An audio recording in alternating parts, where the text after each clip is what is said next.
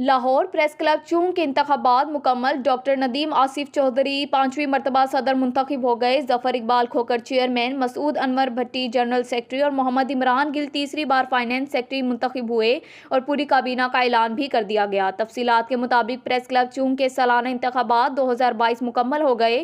حالیہ انتخابات chairman national media ایسوسی ایشن چودھری شہباز احمد ارائیں اور صدر لاہور نیشنل میڈیا ایسوسی ایشن محمد عاصم راجہ کی زیر نگرانی منعقد ہوئے۔ چیف الیکشن کمشنر حاجی طاہر یار اور chairman supreme council Sohail Bashir Manj نے الیکشن کے نتائج کا اعلان کر دیا۔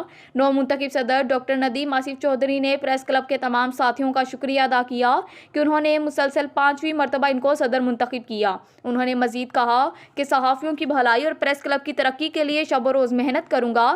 علاقے بھر سے مبارکبادوں کے سلسلے جاری ہیں۔ علاقے بھر کے سیاسی، سماجی، مذہبی، تاجران اور صحافیوں کی طرف سے مبارکباد کے سلسلے جاری ہیں۔